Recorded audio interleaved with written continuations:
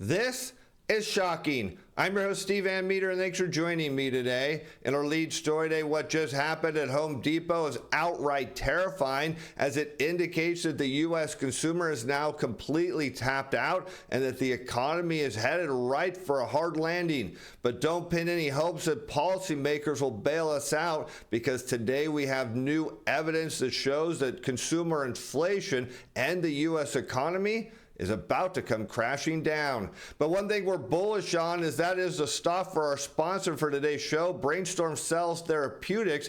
You can find them on the NASDAQ under symbol BCLI. They're a leading developer of stem cell therapeutics for neurodegenerative diseases, and the reason you want to put their stock on their hot list is a large institutional player recently bought a large block of shares at a higher price than right now. We're going to make the setup, the case of why we think the stock can head 30% higher and that you can take advantage of. Stay tuned to the end of the show or check out the pinned comment or description for more information.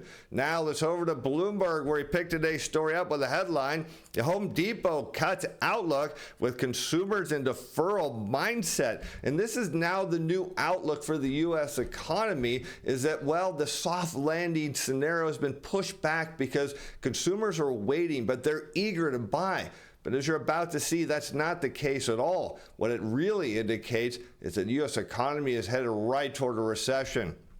The retailer said it now sees comparable sales falling 3 to 4% for the year versus a previous expectation of a 1% decline across online sales and stores open at least a year. But keep in mind, that number is not inflation adjusted. So with the CPI sitting right around 3%, what it really tells us is sales are down 6 to 7%. As you're about to see, that's bad news for the economy. And that was below the average analyst estimate, as the company also expects adjusted earnings per share to be 1 to 3% lower for the year. And here we look at advanced retail sales, and what we see in a year-over-year rate of change is Home Depot is down here, because the last print for retail sales showed a positive 2% increase. Home Depot's indicating a 3 to 4% decrease on a year-over-year rate of change. And what we can see historically, though, that means we're right in the middle of a recession, which suggests, based on the health of the U.S. banking system, as many of the small and mid-sized regional lenders remain insolvent, would suggest that we're headed to an all-out financial crisis. And against the backdrop of high interest rates and inflation, consumers have held up buying homes or purchasing bigger renovations that typically need financing, and much of that has to do with the fact that they can't get money. We talk about, in a debt-based economy, the banks constrict the creation of credit when the Federal Reserve inverts the yield curve. And this is exactly what we're seeing from Home Depot, saying that consumers just can't access credit, so they're not spending at all. And this pullback in spending has hurt Home Depot and other retailers, a reversal from the pandemic when people upgraded their houses. Of course, they were out of work and they were flush with government money. And it's a simple story of deferral mindset among our customers who have the means to spend but are waiting to do so until interest rates decline. And I don't agree with that statement at all. But as we look at, of course, the retailers, and we're going to look at small business sentiment here in a little bit, that is the new belief now, that U.S. consumers are just in deferral mode. They're waiting to see things play out, and then they're going to come out and spend in a big way. But the next chart says that's not exactly what's going to happen at all. In fact, what it indicates, things for Home Depot and other retailers are about to get worse. As we look at total compensation growth shown in red, this is average hourly earnings multiplied by average weekly hours of production to non-supervisory employees. And we're going to look at this against inflation-adjusted retail sales. That's shown in blue, also on a year-over-year rate of change. And what you can see is total compensation growth slows. Well, that means consumers have less money. And this is a big issue, particularly when inflation remains high. We know the energy prices have gone back up at the pump. We're also seeing increases in insurance costs, and not to mention debt service costs at high interest rates. And this is really strapping consumers' budgets in a big way. And what you naturally would expect is that means demand goes down because consumers have less money to spend. We see that exactly here again in the inflation-adjusted retail sales data showing a decline in blue. And we typically see that going into slowdowns, this being what was considered a soft landing, but you'll notice it heads happens to head right into recessions many times.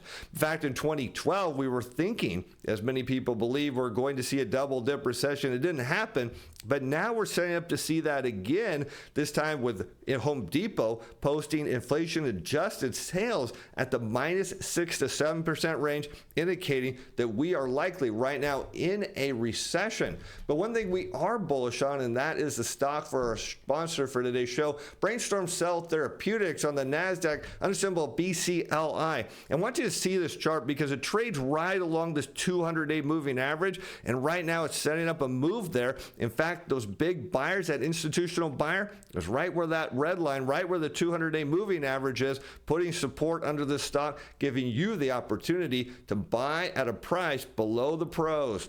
And consumers have shown more sensitivity to economic uncertainty as the year has progressed, hurting demand. Now, this is different. This show started out here with the article saying that consumers were in deferral mode. Now it says that consumers have uncertainty. Well, what's the real difference? Is deferral means they're kind of building up for something. Uncertainty means they're expecting things to potentially get worse now. And what we can see is people are spending on paint and other smaller projects, but remain on the sidelines for bigger discretionary purchases, possibly because they can't get financing for them, including kitchen or bath remodels. Professional customers remain outperforming the do-it-yourself customers. But when we look at the next chart, we get a real good indicator of what's going on with U.S. consumers. This isn't deferral, because that would imply, again, that they're saving up for something. In this case, we already know the savings rate is near very low historical levels, but that's not the issue. Why are consumers uncertain here? It's all about the labor market. Because when we look at real retail sales or inflation-adjusted retail sales in blue against continued unemployment claims, what workers are seeing is that their co-workers, or in some cases their own jobs, are going away. And that's really the uncertainty here. Because when you see a slowdown in real retail sales, well, what you obviously get at the same time is an increase in unemployment claims, because that means that retailers, wholesalers, they don't need as many employees, and that tends to put more people on the unemployment line. And as their spending goes away, because of course their wages are less on unemployment, well, that means retail sales go down. And next thing you know, you find yourself, just like we see throughout history, in a feedback loop where you notice more people go on the unemployment line and retail sales heads lower. That's really the issue here. This isn't deferral mode. This is going to be all out panic. And if you're looking for the policymakers to do anything, well, this did not age well. This article came out 3 days ago, and I want you to see the data today, because what it suggests is that inflation is going to come crumbling down. The problem is, based on what we just saw from Home Depot, it's going to take the economy with it.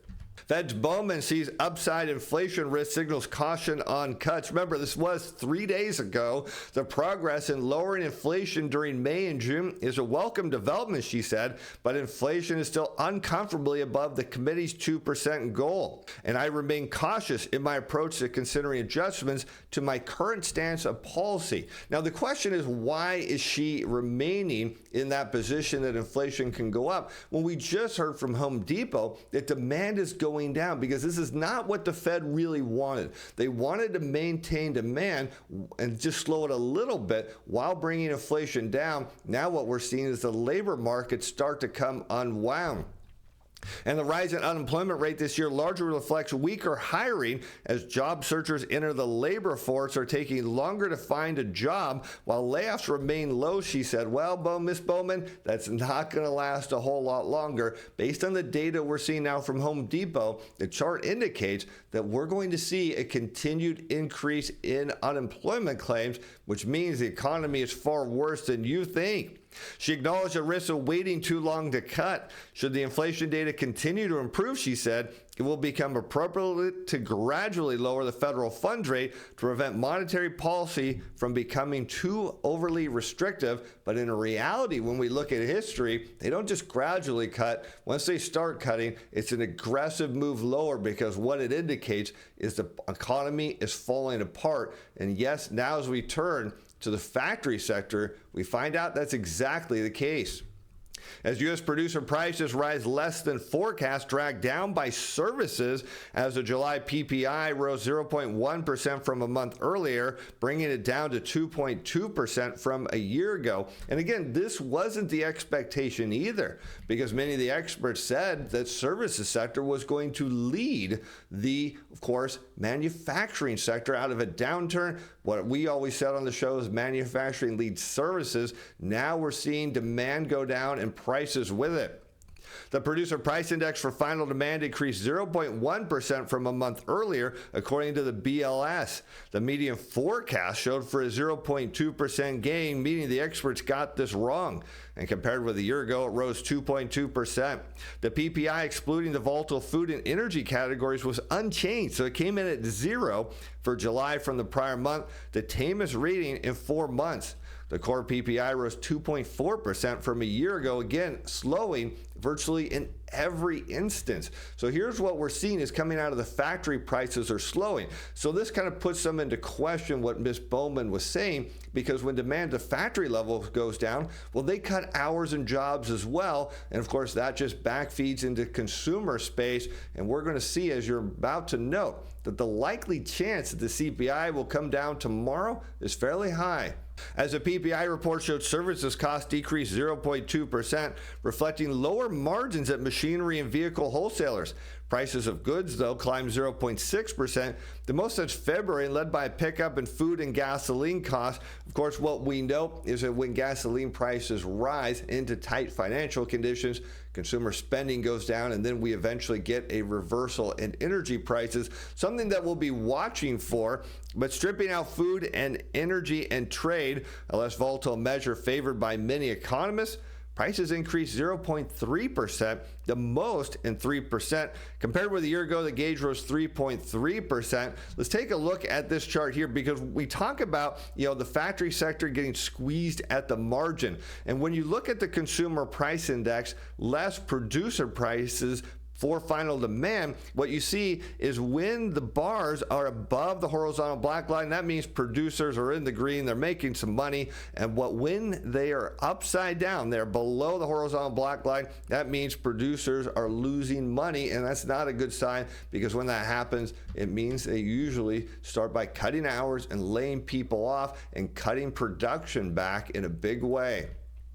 And the weakness in final demand services reflected a reversal in margins during the month. There you have it, after a large increase in June. So this is a dangerous move for producers who will need to cut costs, and they're already finding out that this is a challenge, because what I saw today in the news is that insurance companies are going to be raising prices at the factory level. This is going to force those owners to cut cost. The only one left they can do is to cut their head count and hours. And excluding trade services, wholesale prices climbed 0.3%. And we can see tomorrow's consumer price index likely to head lower if we factor out the energy price and increase in gasoline, because look at this, demand is coming down. You can see here the producer price index rallied, but it did not feed into consumer prices at all. Now we're seeing a rollover in producer prices, suggesting consumer prices are indeed going to come down here. We noted this happened before when producer prices rallied and consumer prices stalled out, that a reversal in producer prices sent the CPI even lower, indicating that we are indeed on track for the Fed's 2% target, which means a cut in September now likely comes into play. The only problem is the Fed doesn't realize it yet, that we're going to blast right through that 2% target, particularly now as we turn to small businesses who are echoing some of the concerns that Home Depot has. As U.S. small business optimism climbs to the highest since February of 2022, as the National Federation of Independent Business Optimism Index rose 2.2 points to 93.7, the fourth straight monthly advance, making it the longest streak since before the pandemic. And while this sounds good, keep in mind it's not as great as it looks. And while still downbeat about future business conditions, the share of firms expecting the economy to worsen is the smallest since November of 2020, as they buy into the deferral mindset, hoping that things can't get worse. But based on what we saw with Home Depot and the likely increase coming forward now in continued unemployment claims, it's going to get a lot worse for small businesses. And the pickup in the optimism gauge, while still below pre-pandemic levels, was accompanied by better news on the inflation front. The report showed the share firms planning price increases dropped to a net 24%, the lowest since April of 2023. A smaller share indicated they already raised selling prices last month because what's happening in small businesses, just like when at Home Depot, they're running into a wall. As we talked about earlier, total compensation growth is slowing, meaning consumers cannot afford these higher prices, so in turn they're spending less. Now we're seeing the inflationary pressures of the economy start to abate, and the next thing we'll find out is small business owners won't be raising prices at the smallest amount. They're going to be forced to cut prices. And firms continue to battle headwinds, including elevated prices, interest rates, and labor costs. A quarter of business owners said inflation was their single biggest problem in July because consumers can't afford their prices, which is up 4 percentage points from the prior month. The share of firms reporting job openings they couldn't fill rose slightly, but still hovered near the smallest since 2021 as hiring plans held steady. The problem is they're not hiring because they don't actually have demand. That's what we're seeing in the labor market is more and more people are showing up on the unemployment line and staying there, indicating that while small businesses are saying they'd like to hire, they're waiting for demand to show up. They're not seeing it, so they're not hiring at all. And they also produce an uncertainty index, which adds together the responses which businesses say, I don't know, or uncertain of the answers on 6 questions. That gauge reached the highest level since 2020, indicating that consumers aren't in deferral mode and that small businesses are starting to realize that demand is going away and they're going to be in a very particularly dangerous position. We talked about on Sunday how small businesses are struggling to get access to credit, which means we know the next move they're going to make is being forced to lay off. But something we think there's going to be a big opportunity for you to invest in, that is the stock for a sponsor for today's show, Brainstorm Cell Therapeutics. Let's check them out. They're on the NASDAQ under the symbol BCLI. Again, everything in the pinned comment and description below, because they're a leader in developing innovative autologous cellular therapies for highly debilitating neurodegenerative diseases. And let's take a look at what they do, because they hold the rights to clinical development and commercialization of the NurOwn technology platform used to produce autologous MSC-NTF cells through an exclusive worldwide licensing agreement. Autologous MSC-NTF cells have received orphan drug designation status from the US FDA and the European EMA for treatment of amyotrophic lateral sclerosis, or ALS, and they have recently completed a phase 3 trial in ALS. We'll take a look at more of that in a moment. But they recently announced a pricing of a 4 million registered direct offering, and this is the huge opportunity, my friends. At the time of filming, the stock was trading somewhere right around 31 to 32 cents a share, and I want to see where this large institutional player bought. Well, it was at 36 cents a share, meaning you have a chance to buy at a price lower than the single institutional investor, because they are a long-term holder of the stock looking to see it go higher, which is why we believe that, of course, an investment in Brainstorm Cell Therapeutics could see a 30% or more return. Again, check them out on the NASDAQ under the symbol BCLI, because they've recently reached alignment with the FDA on the CMC aspects of their phase 3 NurOwn clinical trial. Let's take a further look at this, because this Type C meeting built upon the positive momentum established in April of 2024 when the FDA granted Brainstorm a special protocol assessment agreement for its own NurOwn phase 3B trial. The SPA agreement provides clarity on the design and endpoints of the trial, significantly de-risking the regulatory aspects of this program. And something I want you to keep in mind is they're going to be putting out regular updates on this trial, and if they start to see some big news coming out of it, well, look for the stock to jump, giving you the opportunity to buy below where a long-term institutional player bought just recently. And here we can see they went on to say the company is currently preparing for its phase 3B clinical trial of its patients in ALS.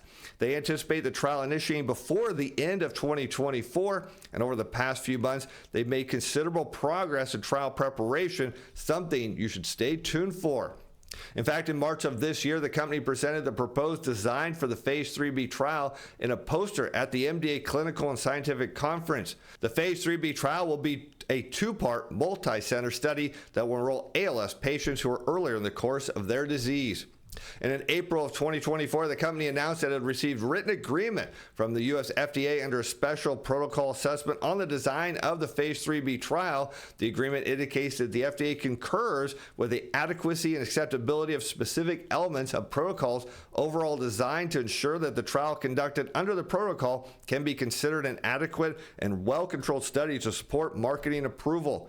In fact, in June this year, the company announced it released alignment with the FDA on the chemistry, manufacturing, and controls aspect of the Phase 3B trial. This means that the company has resolved all previous outstanding CMC issues with the FDA. And given the complexities of cell therapy products, reaching alignment with the FDA ahead of the Phase B3 trial is an additional means to lower the regulatory risk for Neurome. And tomorrow, they're announcing second quarter results and provide a corporate update. This will be on Wednesday, August 14th. And they plan to keep regular updates on their Phase 3B trial, so stay tuned if you're looking to make an investment. We think that this stock could head up more than 30%, not just based on the fact that a large institutional buyer bought at a higher price, but on the news flow coming out of this trial. Let's take a look at that chart we looked at earlier. Here's a 200-day moving average. You can see the stock under symbol BCLI trades along this nicely. At the time of filming, you've seen it right around 31 to 32 cents, suggesting a nice upside move to the 200-day moving average with the potential to break through that. Now, keep in mind that large institutional player is right there at the 200-day moving average, and they're a long-term holder, which puts support under Brainstorm Therapeutic stock. And here you can see a zoomed in version. We're now looking at the 90-day chart. You can see a nice bottom forming here, heading higher back to right where that large institutional player bought.